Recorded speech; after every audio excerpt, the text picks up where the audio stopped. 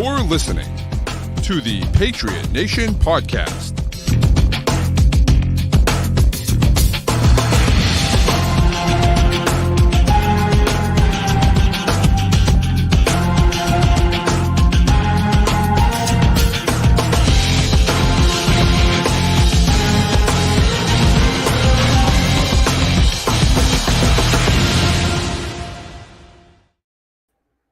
Welcome into another edition of the Patriot Nation podcast. As always, your guy, Pat Lane. Well, not as always, as of late, but I am back. Pat Lane is back, and I'm here with my guy who held down the fort last week, Matt St. Jean. And Matt, it's nice to be back. I was just saying before, it's nice to be back. I feel good to be podcasting again. And some breaking news. I don't know if he knows or not. Some breaking news. UAB won the national championship. Just tonight, actually, UAB won the national championship with Amari Thomas being the dude, the guy. And so, UAB with some national spotlight. Yeah, I'm glad to see now that you're back from vacation, you're getting in some of your college football 25 time. It's that has been taking up, all of my free time since it came out. It's so much fun. I really enjoy the recruiting. Well, I've just been playing on like easy mode with Michigan just to like get the hang of things with this, and recruiting with them is just so easy. And I'm just like building a stacked team, and I almost want to just sim a year or two ahead to like see what they turn into. Yeah. Well, the recruiting is difficult. I've finally built a little bit of an offensive line. I'm in my I guess I'm going into my third year. So I finished my second year of recruiting, and I got some guys, which is good. I got a few guys in. No 5-stars this year, but dude, I recruited a 5-star center, and the dude's an absolute monster.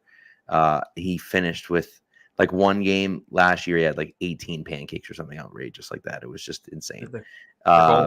The Jason Kelsey of the American Conference. Yeah, really. I mean, the guy was an absolute monster. So that was a lot of fun. And, I'm out here just grinding to try to get some guys in or whatever. So, but it's fun. And honestly, it's like, I was trying to explain to someone today, actually. And I was just like, it's different than Madden, because in Madden, you just scout the guys. And like, of course, you then have to go get the guys, right? And maybe you trade up for them, maybe you don't. And they don't really show you everything about them before you draft them. But you could just draft them. Like in this, like they get to choose where they want to go. And you have to do your best to recruit them. And like that to me makes it so much more fun, Like in Madden, when you get a good player, you can just sign him to like an 8-year extension and you'll have him for forever. In college football, you recruit a guy, and like you get a guy who's really good right out of the box, you're only going to have him for 3 seasons, and then he's going to leave for the league. And you have to replace him. So you're always looking for the next best thing, which is fun. The constant turnover makes it interesting. The player development makes it interesting. The player development is a little bit weird so far. I've had guys – I had a guy who was like – he was my tight end 2, but he was like really like almost my tight end 1, and he was like crazy good for me. And then like the next year comes up, and all of a sudden he's like my tight end 4 because other people developed and went past him, even though he had a great season. Right. It's like, how did that happen? But, right.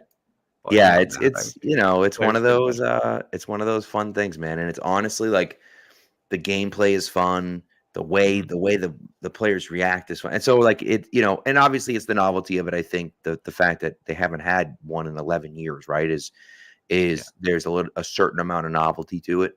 But it's back, and I just think like it's so much fun. And like if that's the other part of it, is that you're building a team, and you're building a team from like so I'm UAB, but I think you can get asked to be in other conferences, right? So like theoretically you could be, they could say, hey, we're in the SEC, we want UAB in the SEC, right? And so now all of a sudden I jump up in there. So I will say right now, as far as I can tell, the custom conferences stuff is super glitchy. I wanted Tulane to be my first one, and I messed with the conferences a ton to make it fun, and then loaded into the game, and like all of my conference games were on the road. It was like, oh well, that's not working.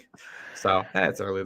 I'm sure they'll patch it at some point and fix a couple of the glitches with it. I'm having a great time, and it's got me back in the football spirit, Pat. And now we are 36 hours away from some Patriots training camp updates.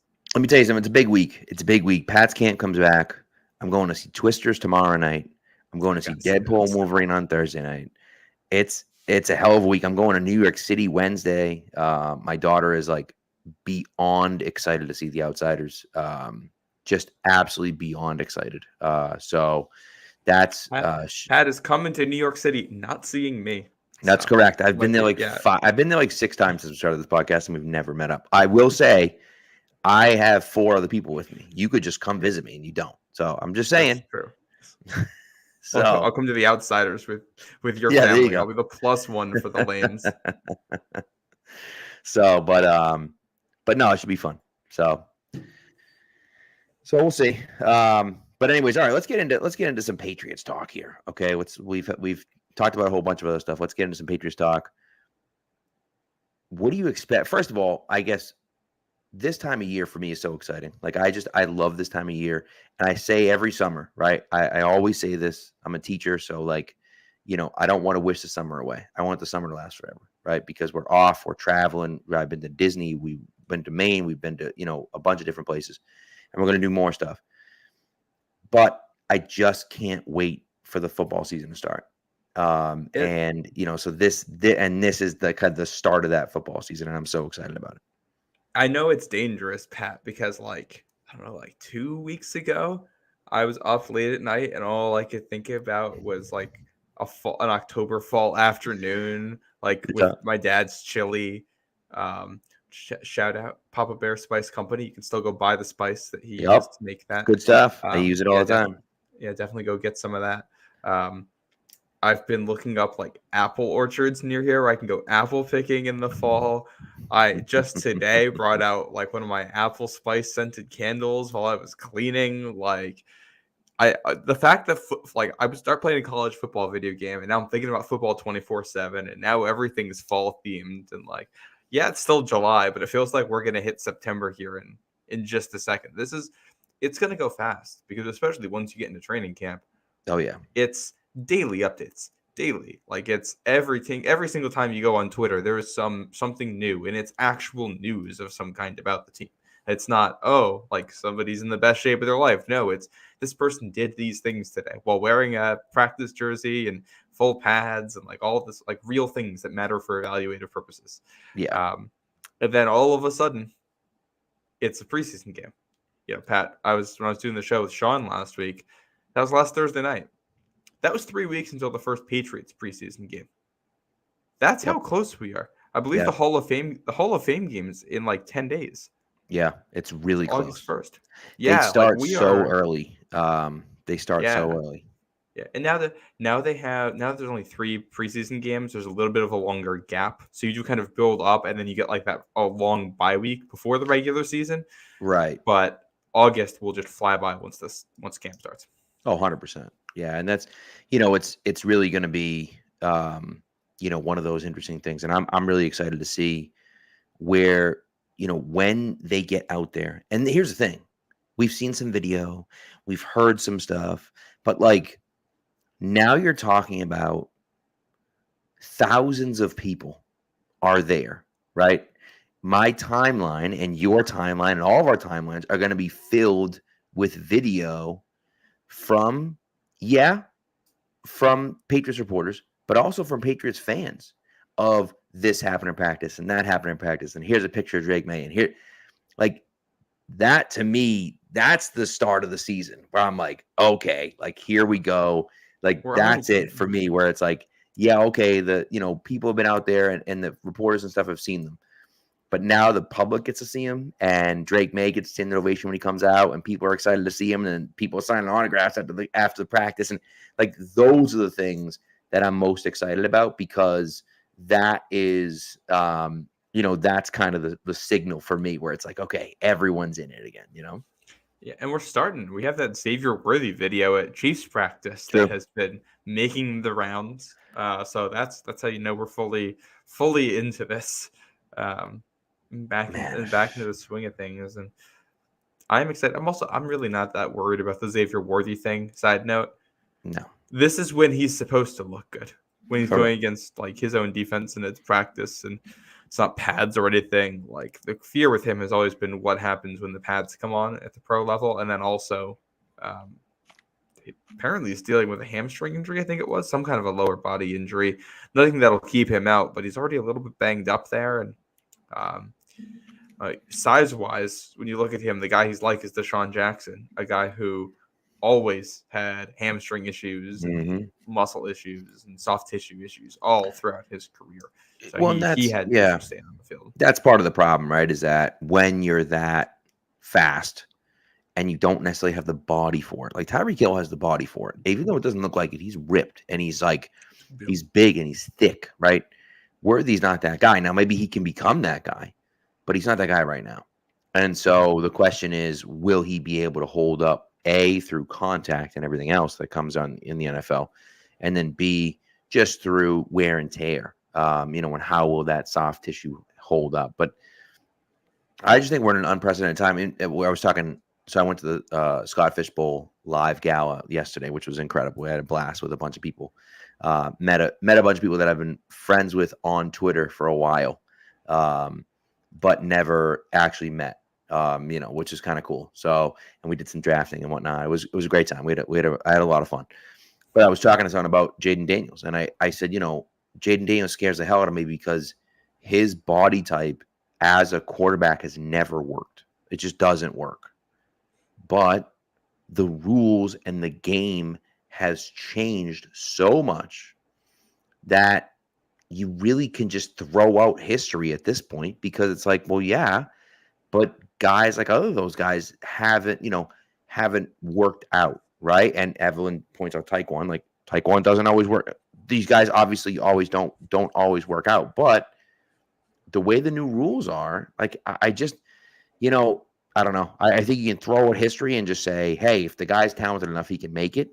And if he isn't, then he isn't. But I think we're in a new generation of NFL players, and I just think body types don't matter as much anymore. I will say, I think as like a general rule, when you see guys who have body types that are outside the norm, guys who are way bigger or way smaller than usual, I feel like that's where you get more freak injuries, and that could just be true. This isn't based in data, so I could be wrong saying this. But at least watching games, it feels like, when you get the guys who are freaks, that when they are built differently, because they are built differently, sometimes things break when they don't for other people. So we'll see what happens. And obviously, I wish Xavier Worthy a long and healthy career, but we'll see how this plays out. And the Tyquan Thornton thing is like, he hasn't been able to make it through camp healthy. He has, if I remember correctly, he has not played in a week 2 preseason game because he's been injured before that game in both of his seasons. Yeah. Well, here's ultimately what it comes down to is this too. You got to be good at football, right? You can be fast. You got to be a good football player. I'm not convinced that Tyquan Thornton's a good football player, right? And so that's why, and a few guys, Nelson and Old Man Mom, I mean, look at this. Hold on. Nicest guy over here, right here. Best duo in Pat's Media back together. Appreciate that. I don't know if I go that far, but I appreciate you if you think that way. I think the thing is that I'm more excited about Polk and Baker than I am about, certainly than I ever was about Tyquan Thornton. And I think part of that is because I think they're actually good at football. I think they're good football players. And they might not be the fastest guys in the world, and they may not be the most physically imposing guys in the world. I don't think that matters. If you're a good football player and you and you have the ability to make plays, that matters so much more than everything else. And Old Man Mom puts on John Ross, same thing. John Ross, who's the kid from Maryland that that they he had the hyphenated name that the Raiders drafted like number 7 overall. Not Marquez Valdes-Scantling. No, Darius Hayward-Bay. That's it, Hayward-Bay. Same thing. Super fast, couldn't play football. Like, it just doesn't matter. Like, great, you're fast. Like, show me something else, right? And at least Xavier Worthy played at Texas. Like, he had competition and played well and showed out at Texas. Right? Like, Thornton played at Baylor and like was fine, but not great. And never had one of those breakout years. Right, and Xavier Worthy has been, since high school, he's been that guy. He was very highly recruited. He was supposed to go to Michigan. He was supposed to be with JJ McCarthy at Michigan, and then there was an issue with his credits there. And they were going to try to resolve it, and he was like, "No, I'm not doing this," and just left.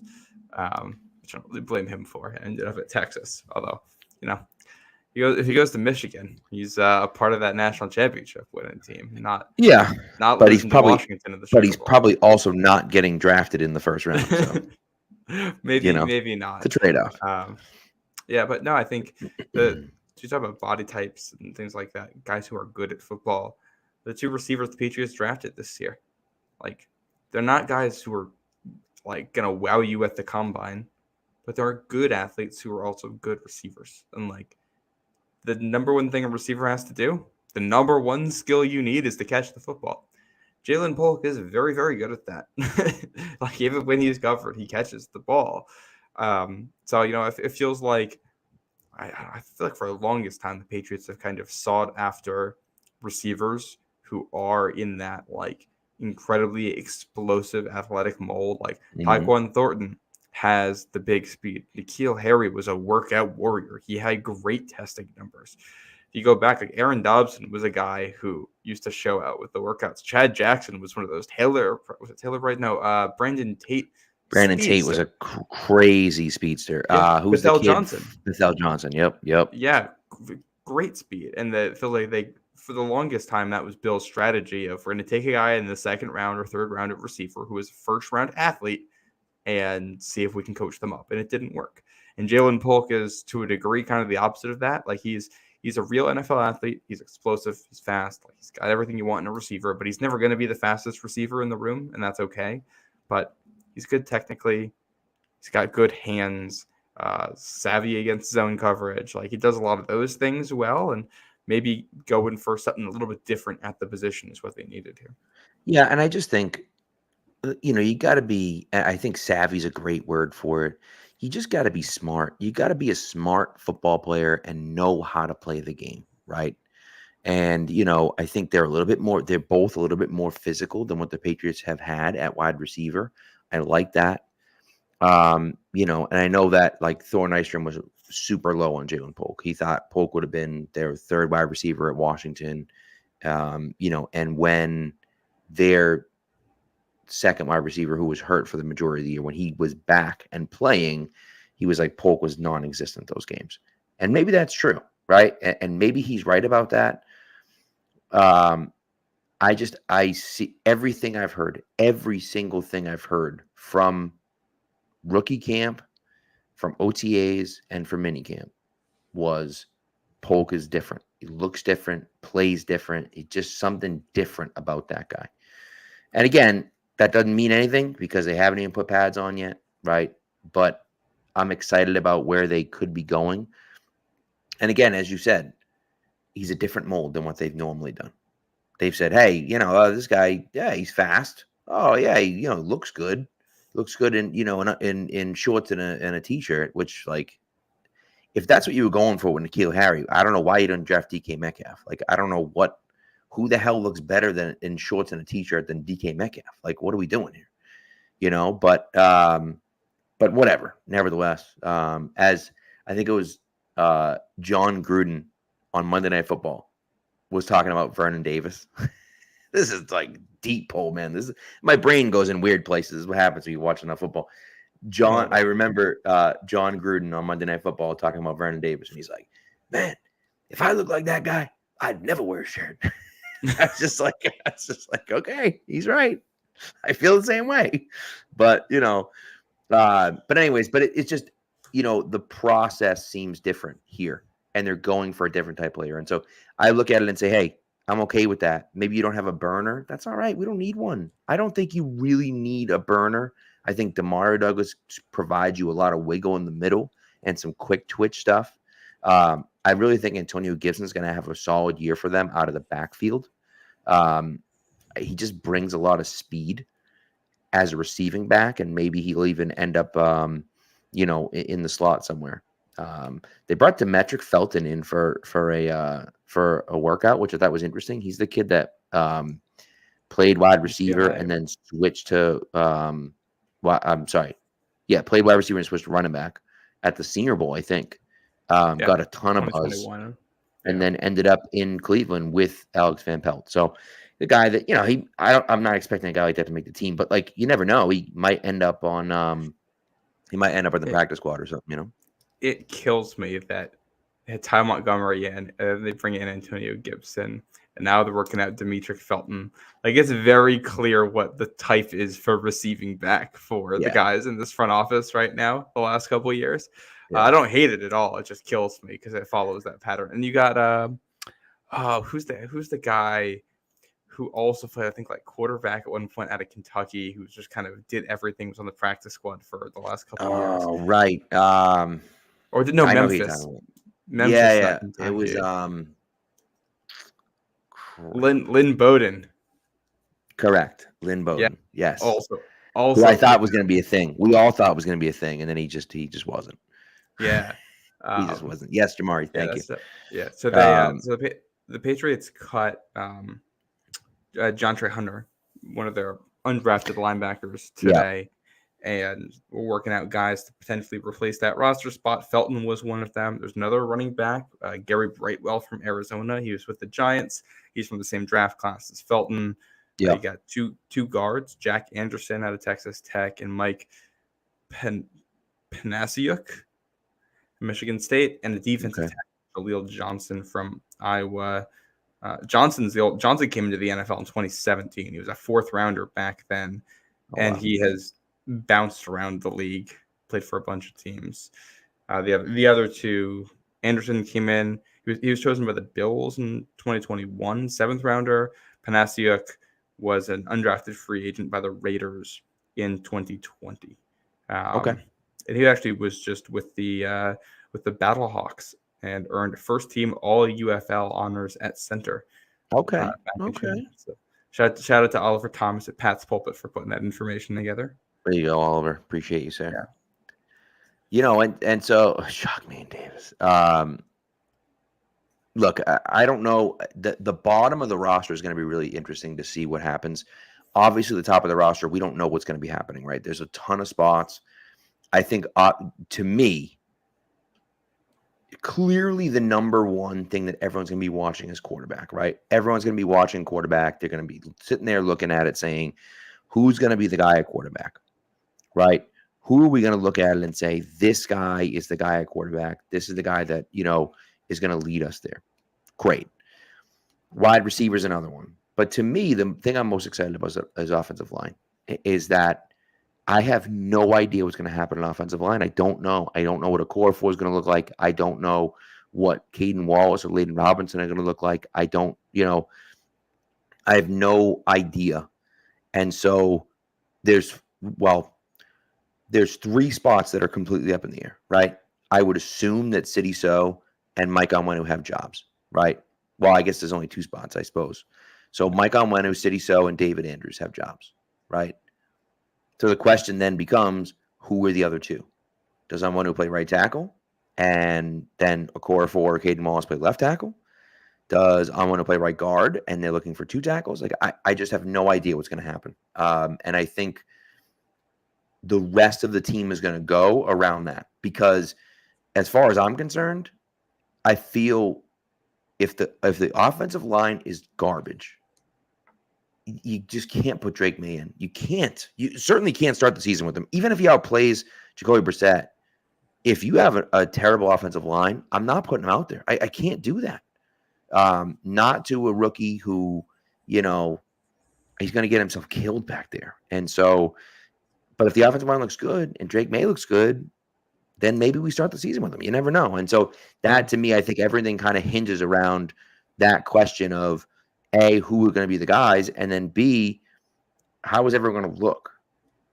So here's the thing. I think if the offensive line isn't very good, but Maye does look like the real deal, you kind of have to play him, because if he is that good, one of the areas where he's really good is at being able to like navigate pressure in the pocket and make plays anyway. And like, if your offensive line isn't very good, I'll take the guy who can run out of the pocket and still, reliably create plays either with his feet or with his arm from that situation.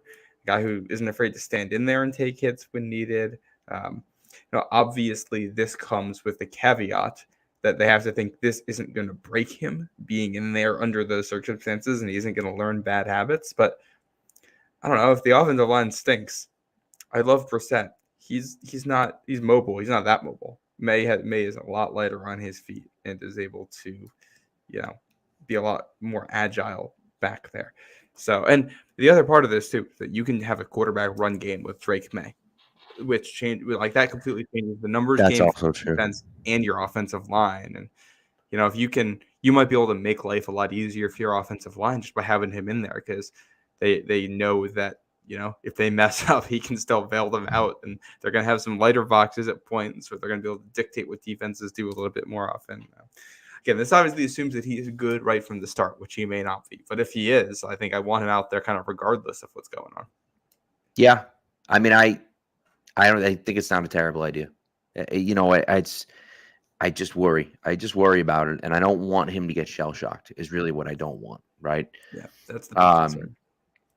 That's the biggest thing with me, right? And so, but again, if you feel like So and Onwenu are good, and you feel like David Andrews is good, and your running game is at least semi-competent, like that's enough, I think, to get by on the offensive line. And so, I don't know. We'll see. It's going to be that, to me, is going to be kind of the big question mark for me, at least what I'm excited about.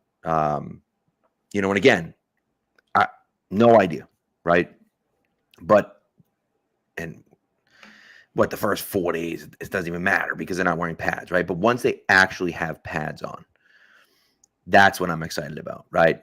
And then when they split up and they do the one-on-one stuff, like that's the stuff I love watching, and I miss. So I was just talking at the Scott Fishbowl thing yesterday. I was talking about, I got Ty Law's autograph. Ty Law's autograph his rookie year. I was walking to practice next to Ty Law, literally just because they used to practice down at Bryant, and there was no security. There was nobody there. A few hundred people there, maybe. Like there was no one there, and there was basically no security. So like we were walking. I was taking the walkway to like where we were going to go stand, and the players were just walking with us to practice. So I was walking next to Ty Law. I brought his rookie card with me. He was so new. It was like the first week of camp.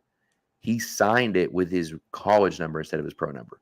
So I have a signed rookie card from Ty Law, like, Ty Law 22, which is really cool. And obviously the Michigan, he's wearing the Michigan blue in the rookie card. So it's a unique one just because it's like he signed 22, not even 24. But it was literally like first week of camp. And he's walking out to camp, like not thinking about what my number is. He just signed it, like off the rip, like whatever, you know what I mean? So that's pretty sweet. But yeah, back in the day, but back in the day, right, you could get right up front. So when they had those offensive line battles, you were like right there. So you could watch it all. And that was, I'm an offensive lineman at heart. That's the one for me that I like. So, but hey, what are you going to do? Look at this. Antonio says he has a Marcus Cannon autograph rookie card. That's pretty cool. That's pretty cool. I like that one. That's pretty cool. He says his grandparents gave it to him, which is interesting. All right. Shout out Antonio. I like that. So, it's the uniqueness of it. You know what I mean? I was at this thing and they had a Irving Fryer red Patriots jersey autographed. I was like, that's pretty cool, man. That's like unique. It's just like, it's like, wait, Irving Fryer? Like what? Where'd you even get that from? So it's not autographed, but I do have a Robert Edwards jersey. Oh, I love it. Yeah. In the blue?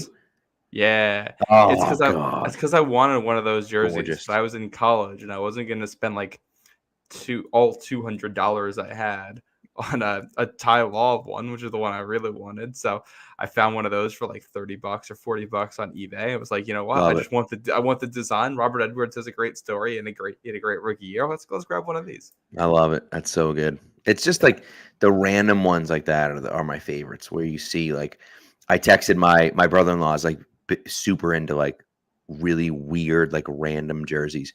I forget which, I saw some like, I forget where we were in Disney, and I saw some like absolutely outrageous one where I was like, there's no way that that's even real. I wonder if I texted him. But I was like, that's completely insane that's even there. But hey, either way, doesn't matter. Oh, I know what it was. Ron Mercer on the Celtics.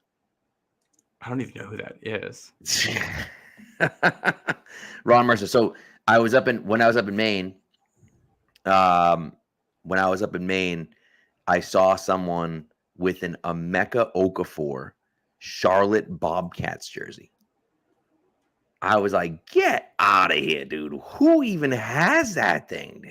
Like, that's wild. I was like, that's insane. So I do love some of the guys on Twitter when they go to sporting events who will just tweet out the weirdest jerseys that they see places. It's a great genre of tweet. Like, it never disappoints because you always really get doesn't. some. Yeah, really doesn't. You know. Yeah. So yeah, which I will say, you know, after seeing Matt Judon retweeting trade scenarios involving him, I'm hoping my Matthew Judon jersey doesn't end up in that category someday. Well, you know what? It never will. It never will, because he's a well-known player, of course, right? But it's just, yeah, it's one of those where, well, you know what? Let's get into the Matthew Judon thing, because I think, you know, we've talked a little bit about training camp and about what we're excited to see. I want to finish the show with some Matthew Judon talk, and I'm sure we'll have some other stuff to get into. But let's take an ad break first, and then we'll be back talking about Matthew Judon. Nothing beats the sights and sounds at Fenway Park when the Sox take on the Yankees. From the smell of good Fenway Frank to the cheers of the crowd, there's no better way to spend a summer evening. And with Game Time, you can make sure you're there. Game Time is an authorized ticket marketplace of Major League Baseball, which makes getting tickets faster and easier. Prices on the Game Time app actually go down the closer it gets to the first pitch. With killer last-minute deals, all-in prices, views from your seat, and their lowest price guarantee, Game Time takes the guesswork out of buying MLB tickets. The Red Sox return to Fenway from the All-Star break in a few weeks to host the Yankees and Mariners, and using the Game Time app, you can quickly find the best value tickets for any game by looking for the blue check mark on the map. And with all-in pricing, the price you see is the price you pay, no hidden fees. Take the guesswork out of buying MLB tickets with Game Time. Download the Game Time app, create an account, and use code CLNS for $20 off your first purchase. Terms apply. Again, create an account and redeem code CLNS for $20 off. Download Game Time today. Last minute tickets, lowest price, guaranteed. All right. So let's get into this Matthew Judon situation. Here's the problem that I have with Matthew Judon. And look, he's not happy, and he's being vocal about it, and I have absolutely no problem with that. If I'm the Patriots, what are we doing? What the hell are we doing? Like, you got to make a decision at some point, right? You know, I do want to keep Matthew Judon. For me personally, I think that it's a situation where Judon is a good player, not a great player anymore, but a good player and a great locker room guy. I think he has the potential to be a great leader. I think he has been a great leader in the past. And I want them to work on it. Now, clearly they're working on it, but he's not happy about where it is right now, right? Clearly that's obviously what's happening right now. The question becomes, at a certain point, you have to just pull the cord, right? At the same time, you know, you gotta have a partner, right? And if no one wants him right now, or if someone's saying, yeah, we'll give you a 6th round pick for him, like, what good is that? You know? And so I don't know what the overall solution is going to be. I can sit there and tell you that you cannot let this go too far. You can't. You have to either trade him or sign him. And I think they know that, but we'll see what happens. When there's usually deadlines spur action in the fact that right now we're just at the start of camp. It's like, all right, veterans are going to be back in the building. Oftentimes when there are issues, the first week or maybe into the second week of camp is when you see that stuff resolved because, all right, everybody's back. You want to just put it behind you so you can play and not have anything hanging over your head. Mike Reese said that Judon and the Patriots have been talking. So this tells me that it's not about like whether or not anybody wants him to stay. It's just the finer details. Correct. Which makes me optimistic. We know Judon likes to play up the crowd a little. So I bet him retweeting stuff is more so him just messing around than anything else. I'm not going to read seriously into that at all. So, I mean, if I had to guess on this, I think that probably within the first week, like maybe by Saturday, we'll have some kind of a contract signed, some kind of it might even just be a raise for this year and that's it. And that'll be kind of a good faith for future negotiations type of thing because they'll want to bring him back after the season. But I think the big thing that's I think what's probably sticking with this is just that he hasn't played and he's a little bit older. So you don't want to give him a lot of guaranteed money in 2026, not knowing if he's still the same player in 2024 that he was in 2022. Right. And I think someone, I don't remember who it was, and I wish I could give them credit, but I can't. Was listing out the fact that like 3 players have had 10 plus sacks at over 31 years old. And like the question is he going to do that? I don't think that he is going to do that, but that's not even why. Like, I'm not keeping Matthew Judon around because he's going to be a top 5 defensive end. He's just not. He's not that guy, and I'm okay with the fact that he's not that guy. But I don't know. We'll see. I just thought, for me personally, I like the idea of of keeping Matthew Judon around for locker room stuff. Now, again, that might not be true, and it might not be worth it. But we'll see what happens. Well, he's pretty scheme proof. He can rush from a variety of spots. He's got really good hands. He's a pretty good run defender out there. He's not bad when he drops into coverage. So, like, he doesn't need to be an elite pass rusher to be worth money either. He can be a really useful piece near defense, even if the sacks and the production isn't there.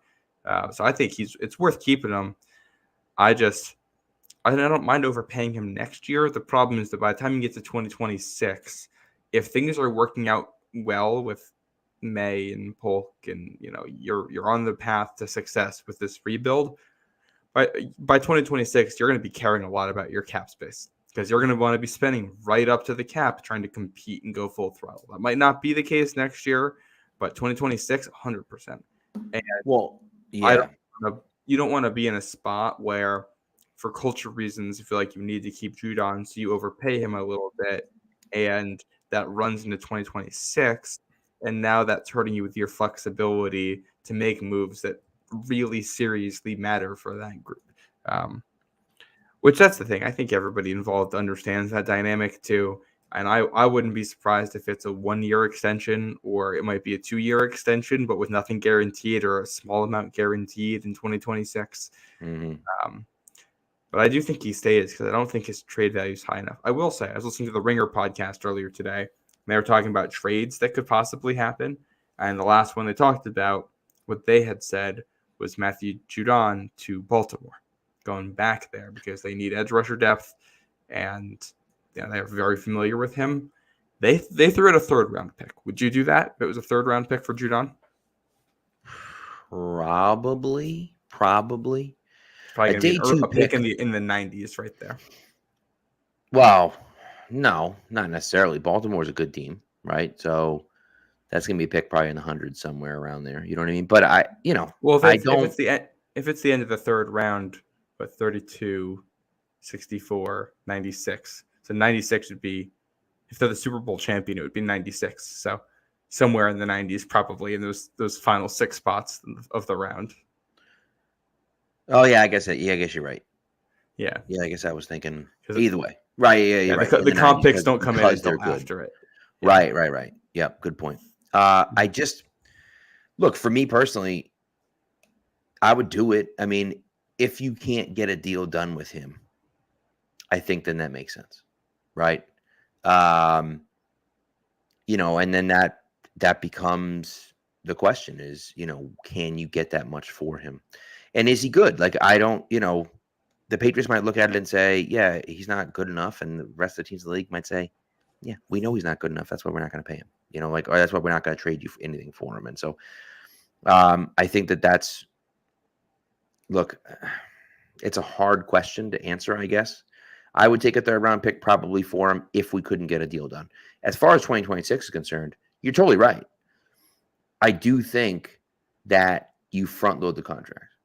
You got a ton of cap room this year. You got a ton of cap room next year. You give them basically a 3-year deal. That third year doesn't have a ton of guaranteed money on it. So the cap number isn't super high on the 3rd year. And so you're able to restructure it, or you're able to structure it in a way where you kind of give him his money up front. And I think it's a win-win for both sides. Like, Judon can look at it and say, yeah, okay, well, maybe, the guaranteed money isn't high and I might get cut that 3rd year, but like, I'm making all my money like at the beginning. Who cares? What difference does it make if I'm playing that 3rd year, right? I can go out and get a new contract from someone else, or we can rip up that contract and sign a new one here if that's what we want to do, So we'll see. I just think I'm really interested to see what that looks like for the Patriots, and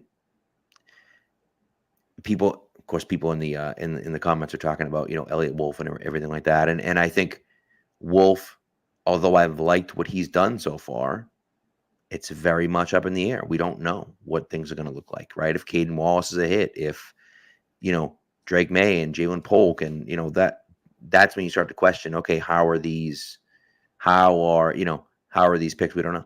How are the signings? We don't know. We don't know any of that stuff. And so we're gonna know in a week. We can make definitive statements on exactly how good this draft class was in a week. We'll just know, which is amazing. Oh man, we gotta have a sarcasm button somewhere, because listen, I know that you're being sarcastic, but like, this is what they're saying on like talk radio, where they're like, what? Jalen Polk isn't out there getting separation on Alex Austin. What do you mean? He stinks. He's a bum. It's like, okay, come on. So, but it is what it is. And look, ultimately, it's going to take a few years, and we understand that. But the question, I think, and Antonio is very seems to be very optimistic, which is great. We like that around here. But he thinks that the rookies are gonna surprise a lot of us, and I think he might be right. Look, I think we're going to get playing time out of, I would say, either Caden Wallace or Layden Robinson, and there's a chance that both of those guys start the year. And they may not, but there's a chance that happens.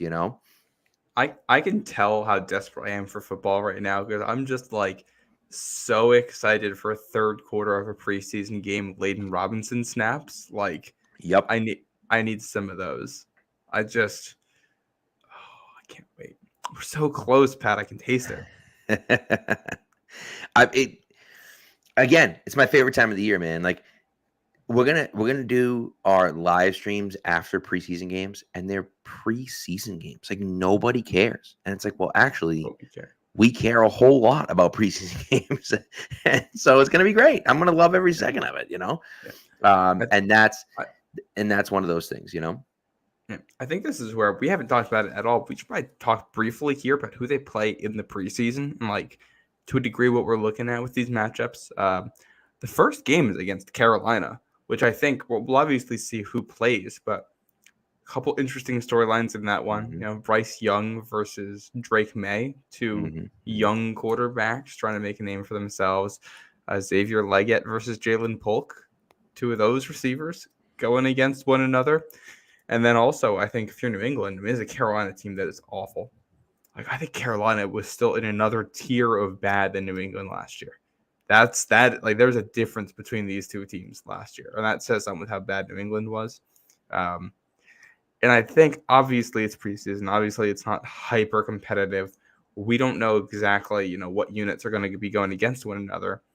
But if you were playing Carolina and it was first string against first string, second against second, third against third, matched out throughout the whole game, you would expect to win this game. I would agree. Yeah. And I say that because you should just be better than them, even if weird stuff happens in the preseason, even if there's no game plans, even if Drake Maye comes out and just is awful. Like I think you would still expect to win this game because you should be much better in the trenches and you should be better coached and all kinds of stuff. Like you should just have more talent on your roster. And I think it'll be it's relative here, a relative cause for concern. And if they really struggle in that game, like we saw in the preseason last year. Look, yeah, I mean, I think that to me is it's a great point. It's a great point by you, man. Yeah, if they struggle against Carolina, it's not good. But again, we don't know, right? We don't know exactly what it's going to look like. They might be trying new things out. Of course, it's the first time we're going to actually see that offense in action. So they're changing a lot of things. Even the guys that are here, things have changed. So it's a little bit different. And so I'm not going to be overly worried about it, but I am going to want to see them actually do something. And look at least semi-competent out there. Right. And so look, I think for me, it's always about, how do the young guys play? How do you put them in? I mean, shoot, right? When you get the opportunities, Trey Nixon gets an opportunity. Malik Cunningham makes an outrageous play, extends a play, and fires a pass into the back of the end zone, and Trey Nixon drops it. And you're just like, dude, like you have the chance. You have the chance. You got to take it, right? Doesn't mean you're going to make the team. But like when you have the opportunity and a play comes your way, can you make the play? Because then that becomes a question that needs to be answered. Because if you can't, none of the other stuff even matters. Like if you can't make a play when you're called upon, what are we doing? Like it's over, And so I think that to me is always the exciting thing about preseason. And, so much of it is like you said, where it's like, okay, you're playing against third strings in the fourth quarter, but like, how does your offensive line look? And what are the quarterbacks doing? How are they reading the defense? I assume Joe Milton will be in the fourth quarter. And so it's like, what's Joe Milton going to look like in the fourth quarter against these third string bump? You never know, So yeah. I really do. And it's fascinating to me. Well, like last year, their offensive line, whether it was first, second, or third string, was getting bullied. So at some point in that process, you'd like to see New England's offensive line look good, even if their starters don't. If the backups, show you some promise that it's like, all right, we think we have some options we can work with, or hey, the depth is better, the coaching is there. The starters just aren't that good, and we knew that. But There's a little bit of improvement, and if guys get hurt, you're not going to have like a massive drop off in quality. Also, right. And I was going to say, TD is talking about how in the comments about how we're going to have a legendarily bad offensive line. I think the offensive line actually is going to be better than it was last year. The offensive line last year, disaster, a complete disaster last year. Trent Brown was awful when he didn't play, first of all, but when he played, he was okay, but like unreliable. Vidarian Lowe was a turnstile, right? I don't even remember who did he even have at right tackle. Like I don't even like it was a complete and out disaster. I believe Calvin Anderson, fresh off malaria, was your week 1 right tackle starter. Right. It was it was bad. And again, that means we great this year, but it's going to be better than it was last year. I hope, unless you missed on Caden Wallace and you missed on Okorafor and you missed on Layden Robinson and City Soda, like all of those different things. Like if 4 or 5 things go wrong for you, the offensive line is going to be terrible. I agree. Yeah. But if 1 or 2 of the 6 or 7 things that you're looking at for the offensive line go right, your offensive line is going to be at least passable. It's not going to be the best offensive line ever, but it's going to be passable at least. It'll be an improvement. Yeah. Right. And it's, they got really, like they were not, their personnel wasn't that good on the offensive line last year, but they really got the short end of the straw when it came to injuries. And not just like who was injured, but when they were injured really just ruined the whole thing for them from the get-go, which is tough. Going back, you mentioned before capitalizing on opportunities. You look ahead to week 2 of the preseason. The Patriots will host Philly in that one. Played Philly last year. You lose that game because you got a rookie wide receiver in his first game who can't get both feet in bounds. Now it's Kayshon Boutte coming back, trying to make the roster. You have him on the team in your latest roster projection on Pat's pulpit.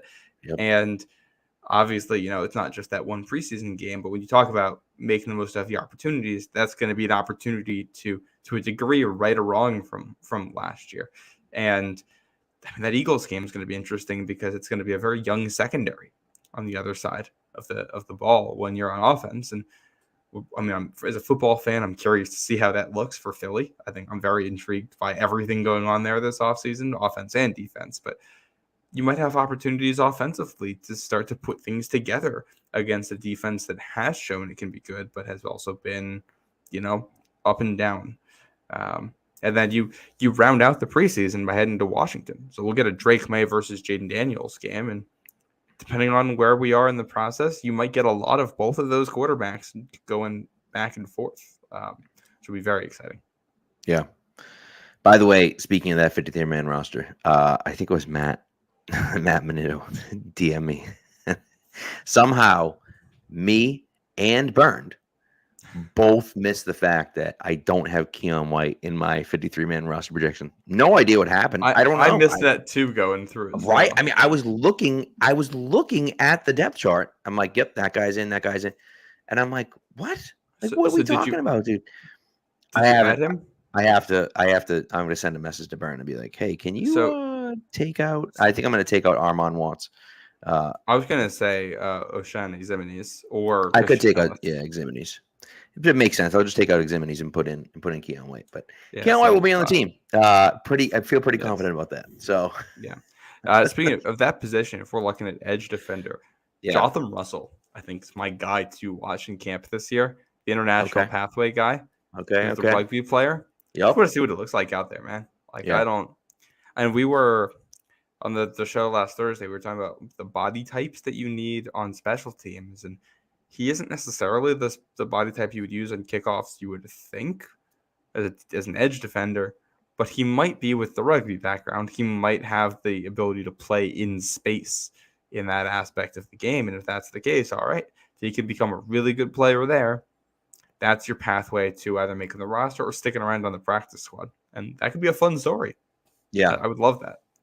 I think anything like that is always fun. Right, is always fun to see, especially when it's a guy that has a kind of fascinating story, interesting story, right? What's his name? For God's sakes, dude, why is the fullback's name just flew out of my head. Jakob Johnson. Thank you, Jakob Johnson. It was a great story, right? Kid from Germany that went through the international pathway that ended up here, right? So. Similar situation. He played a different sport, right? I think everyone's kind of looking at Louis Rees-Zammit out in KC and what is going to become of him. I think people are kind of excited to see what's going to happen there. And so, of course, Jotham Russell plays edge and isn't playing running back or wide receiver or whatever Rees-Zammit is going to play. But I think it's something that that I'm excited and interested to see. And so it's a great call by you. And look, anything, it's those guys where you're like, who's going to surprise us this year, right? Alex Austin comes over as an undrafted free agent, and he showed he could play. Now, he didn't do that until the regular season, but is there going to be a guy like that comes in this year and you're like, ooh, okay, all right. I always go back to Malcolm Butler. And, Brady talked about it, back when he was wearing 29, he just made plays all the time,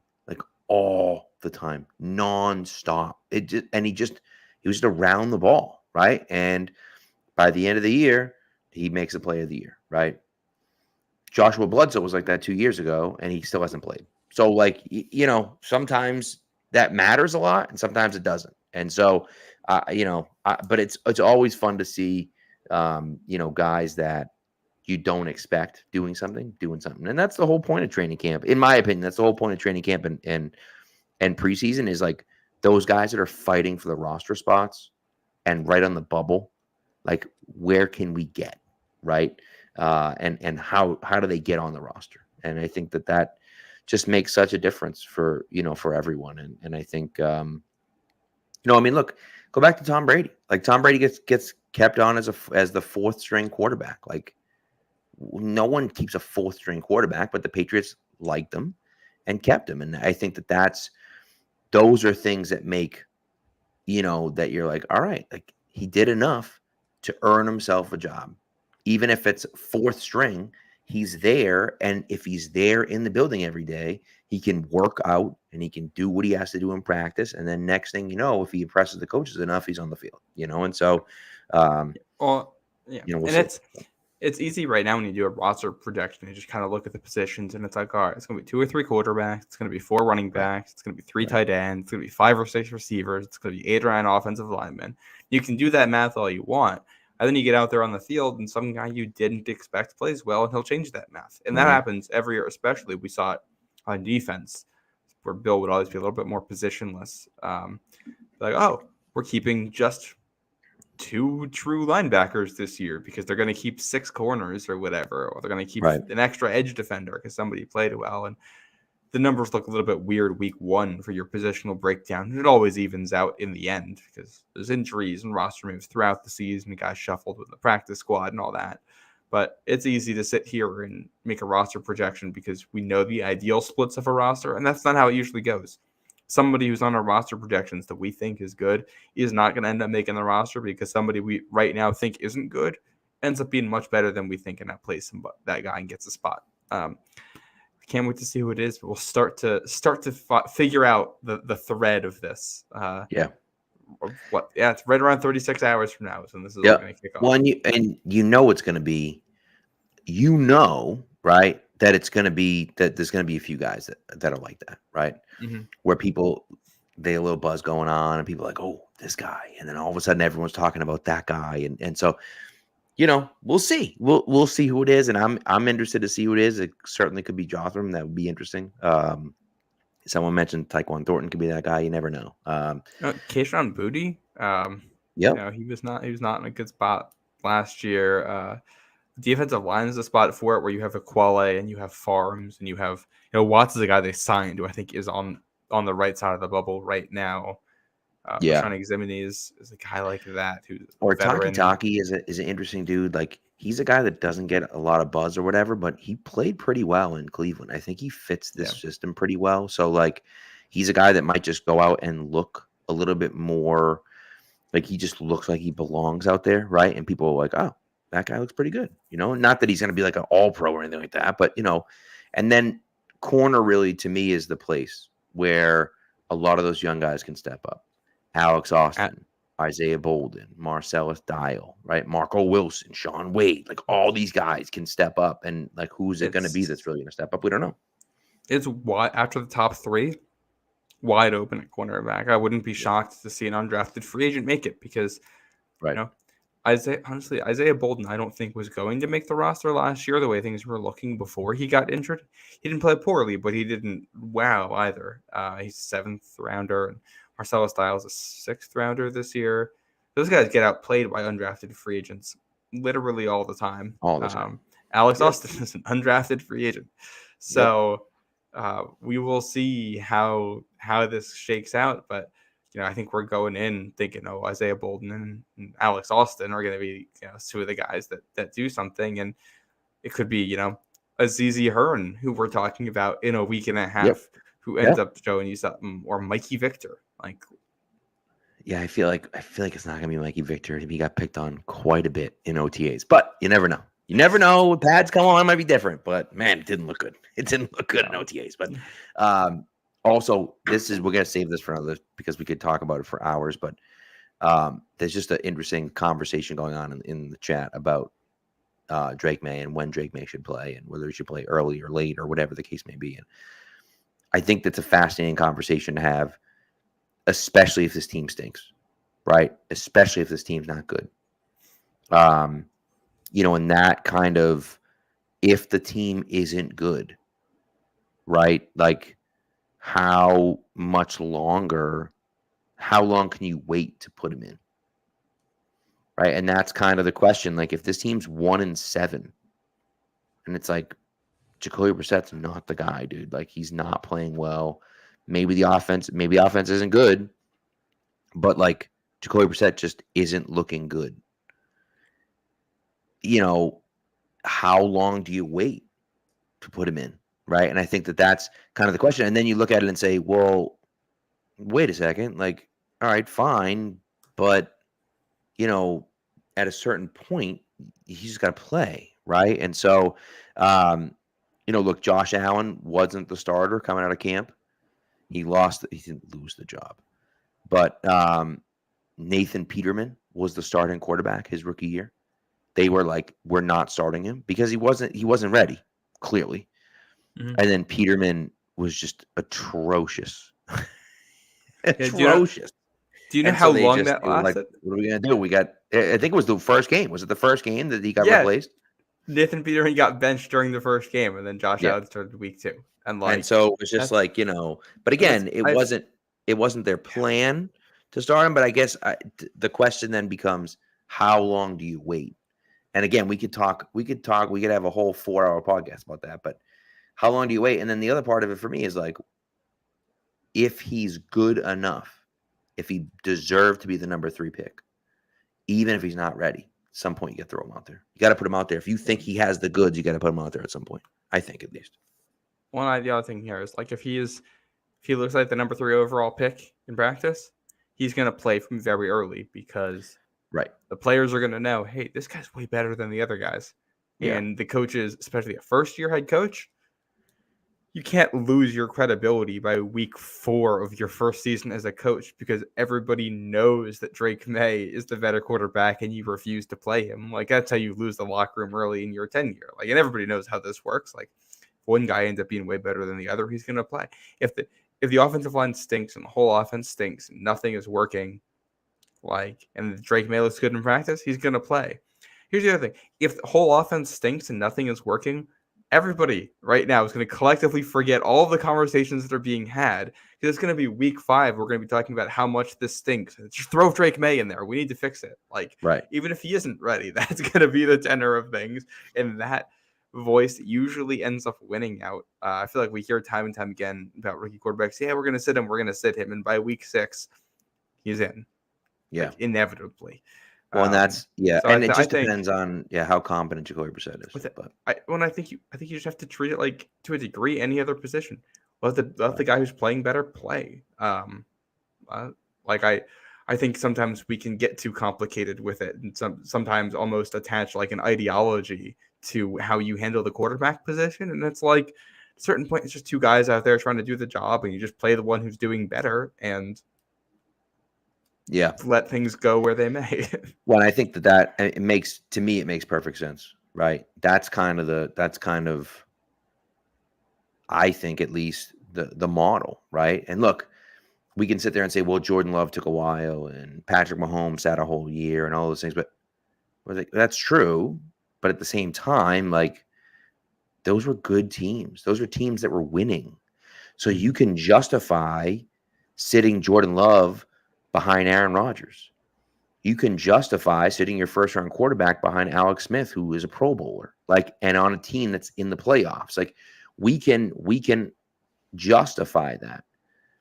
If the team is 1-6 and Jacoby Brissett looks like, a jag, a guy that just stinks, what are we doing? Like, we have the number 3 pick on the bench. He looked good in preseason, and that's one of those things, right? And Old Man Mob points out, which is true, Tyrod Taylor got stabbed in the lung, and so that's why Herbert started. The most Chargers thing to ever. It really is. But he was incredible. He was incredible that game, and he's been great since. Well, and that's what makes it so Chargers, is that you get a franchise quarterback who only plays because your doctor accidentally stabbed another guy in the lung. And despite having a franchise quarterback, you still aren't that great of a team. That's the story of and it's that's a little bit harsh because the Phillip Rivers Chargers were in the AFC Championship and we're in the playoffs pretty consistently there. But irrelevant. I will say this, complete side note. I forget which show. I think it was one of the Athletic shows or maybe Mina Kimes I was listening to on the weekend. They were talking about the Chargers this year, and they were basically making the point that basically how often do you have a quarterback who is widely considered to currently be a top 5 quarterback in the NFL have a team that isn't competitive? Usually at worst, those teams are 7 or 8 wins, kind of in the bubble for most of the season, even though the roster stinks. It was a good point, and I know who was talking about Anthony Lawson on TikTok, who makes great videos. Okay. But that was it was a good point while we're just talking about the league in general. That hey, if he ends up still being that good this year, I think the Chargers will be competitive. I think that Chargers at Patriots game late in the season, week 17, is going to be a really interesting benchmark for where both of those franchises are. Because Drake Maye's got to be playing. The only way I think Drake Maye isn't playing in that game is if he's hurt, and that will be near the end of year 1 for Harbaugh, where I think the Chargers will be really starting to come together under their identity for what they're going to be, with a really good quarterback and a couple of really good pieces. And the Patriots will be under the year 1 of Drake Maye, starting to figure out what they are. And if Drake Maye is who we think Drake Maye can be, and if he comes out, being a good player right off the bat, I think that could genuinely be a really good game. That's the kind of game where whoever wins it is going to be the sneaky team to watch next year in all of the podcasts the Monday after. Yeah. And of course it depends what Drake Maye looks like and everything else, but I agree with you on that. And I look, from a Patriots perspective, and I think it's a really good point about having a really good quarterback and actually winning games.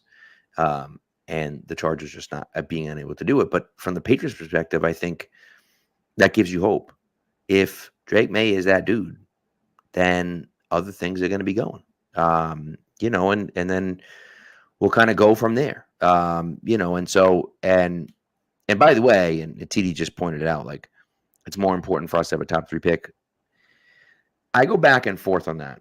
I understand you want to have the draft capital and you want to theoretically trade back that draft capital, right? Assuming you're at 3 and want to move back. Unless there's a franchise left tackle and you're saying this is the absolute guy we have to take, I wouldn't necessarily do that. But for me personally, I just feel like so many times, and I guess maybe the Lions did it a little bit. Lions are a little bit different than the Patriots are. They were in a little different situation than the Patriots were, but I just feel like you don't go from absolute garbage and losing every game all the time to being good. I just don't I don't think you do that. And so, I worry about the fact that counterpoint 2001 New England Patriots, but continue. Well, true, but they were 5-11 the year before. They weren't. Yeah. They were bad, but they weren't the worst team ever. They were competent at points. They weren't a long losing streak, but didn't they finish the season with 3 straight wins or something like that? They had the last 4. Yeah, something like that, right? So they were trending upward, and they got the numbers. They ended up at number 6, right? But I'm okay if you suck at the beginning of the year and you're not very good and you're competitive in these games. I'm okay with that, right? But there comes a certain point where it's if Drake Maye's playing and these young kids are playing, and it's you're just getting blown out every game, or you look like garbage and you're losing. It's you start to now all of a sudden that culture that you're building is a losing culture. And obviously there are ways to fight through that. The Lions are the perfect example of that. Can Drake Maye do that? I don't know, right? I'm not sure. And kind of where that goes from there, and we'll see, right? And I guess Houston maybe is a decent example of that. TD just pointed out, but again, Houston, they sucked forever, 100%. Houston sucks forever, for sure. But like it was a new regime. You drafted a new quarterback, you had a new coach, you won, right? Drake Maye comes in, you drafted a new quarterback, you hired a new coach, you suck. That's not good. That's the opposite of what Houston did, right? And so that's not what I'm looking for. And again, maybe they still win 4 games. I don't know. But to me, it's a question of like, I want to see them at least be competitive in some of these games, right? And so that's the thing for me. And we'll see. So, anyways, all right, let's get out of here. I feel like we're rambling at this point, but we're gonna be back. We're gonna be back a little early on Thursday, earlier than our normal time, I should say. I'm going to see Deadpool and Wolverine Thursday night, so we'll do a little early, on the early side, 7-ish or so. And so we'll see you then. Training camp will be underway at that point. So we'll have some actual football things to talk about. Can you believe it? Some actual football things to talk about. Jeez, that's going to be great. I need it so badly. I'm so excited. Wednesday's going to be a great day. I'll be in New York City, but Wednesday's going to be a great day. I'm so excited to watch the timeline just overflow with Patriots content. It's going to be great. It's going to be great. So enjoy it, everyone. Listen, if you're going to practice, I'm just going to tell you right now, if you're going to practice, shoot me a DM. Just shoot me, hey, Pat, where are you going to be? Or, hey, whatever. Just shoot me a DM and I'll meet up with you or say hello or whatever. Maybe we won't be able to meet up or whatever, but if anyone out there, if you're going to practice, shoot me a DM and say hello. If you see me out there, just, say hello. I'd love to see you out there. So enjoy, and we'll see you back on Thursday after a few days of Pats game.